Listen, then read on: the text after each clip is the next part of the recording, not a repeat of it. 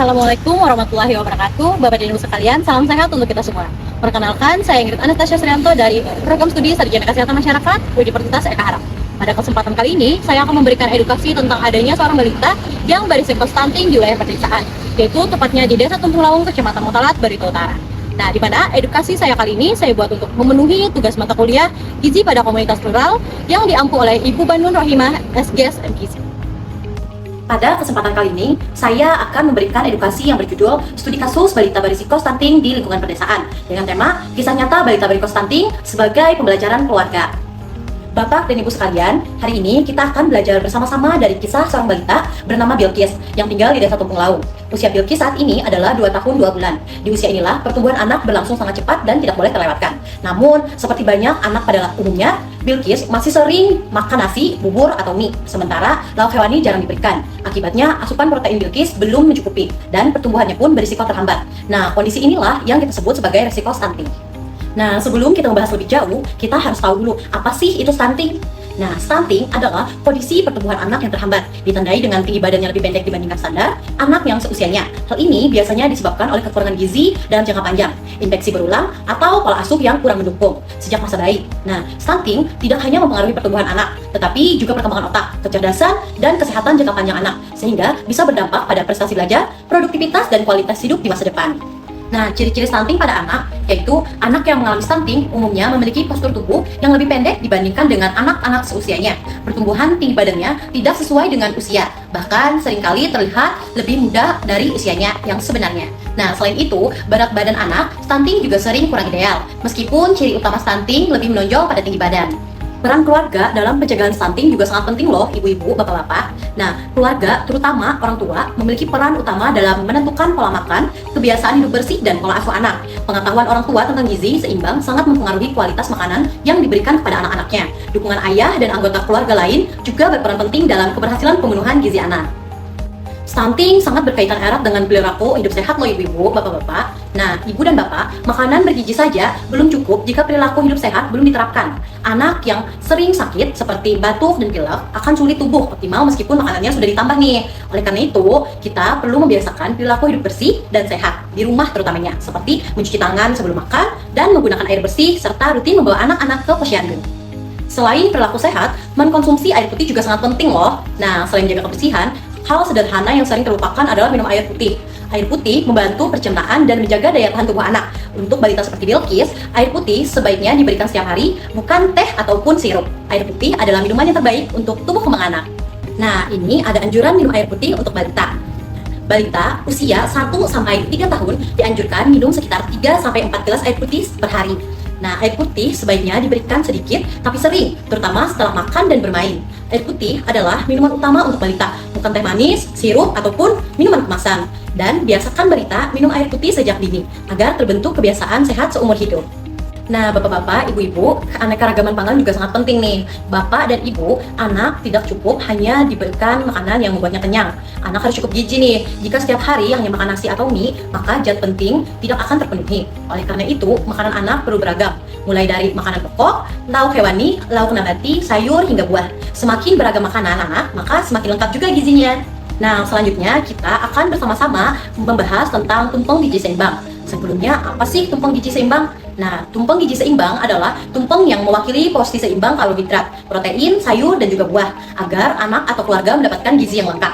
Agar lebih mudah dipahami, pemerintah melalui Kementerian Kesehatan Republik Indonesia memberikan pedoman makan yang sehat disebut dengan tumpeng gizi seimbang. Melalui tumpeng inilah, kita diajarkan bahwa anak perlu makan beragam, minum air putih cukup, menjaga kebersihan, dan tetap beraktivitas setiap hari. Yang paling penting nih, gula tidak dianjurkan untuk minuman nih, bapak-bapak, ibu-ibu.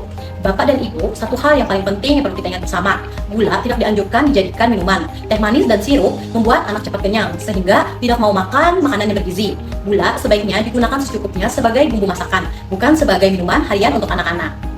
Di sini kita akan melihat perbandingan sekali makan Bilqis dengan isi piringku menurut Kemenkes untuk usia 2-5 tahun. Nah, Bapak dan Ibu, anak kecil atau balita itu belum butuh makan yang banyak. Yang penting makanannya lengkap dan seimbang. Seringkali anak terlihat kenyang, tetapi sebenarnya gizinya masih kurang karena isi piringnya belum sesuai nih. Nah, kita bisa lihat perbandingan antara makan Bilqis dengan isi piringku menurut anjuran Kemenkes untuk usia 2-5 tahun. Nah, kebiasaan makan Bilqis saat ini yaitu dalam satu kali makan biasanya Bilqis makan nasi yang sangat banyak, itu hampir menutupi piringnya, dan lauk hewaninya sedikit, bahkan kadang tidak ada. Sayur hanya beberapa suap, dan buah sangat jarang diberikan. Akibatnya, perut Bilqis penuh oleh nasi, tapi zat pembangun tubuh seperti protein, vitamin, dan mineral masih kurang. Nah, sedangkan isi piring pun yang dianjurkan oleh Kemenkes untuk usia 2-5 tahun yaitu nasi secukupnya saja, sekitar 6-7 sendok makan. Tidak perlu satu piring penuh nih. Dan yang kedua, lauk hewani yang paling penting, yaitu seperti telur, ikan, atau ayam sekitar 1 potong kecil. Lalu ada lauk nabati, tempe atau tahu sekitar 1 potong kecil, dan sayur paling tidak 1 mangkuk kecil nih. Lalu yang berikutnya ada buah.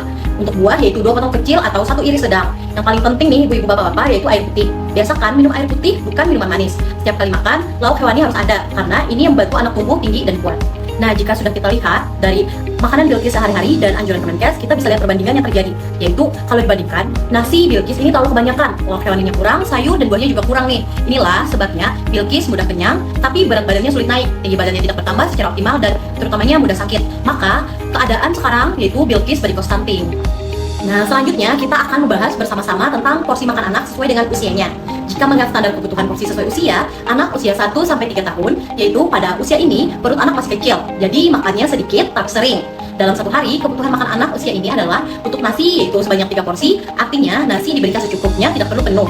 Lalu ada lauk hewani seperti telur, ikan, dan juga ayam, diberikan 1 porsi atau 1 potong kecil, bisa juga 1 butir telur kecil.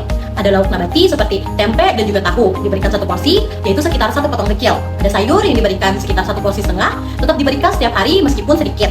Ada buah yang diberikan sebanyak 3 porsi, bisa diberikan sebagai makanan selingan. Lalu ada susu yang diberikan 1 porsi, dan ada juga minyak nih yang diberikan sebanyak 3 porsi, bisa dari minyak masak atau santan.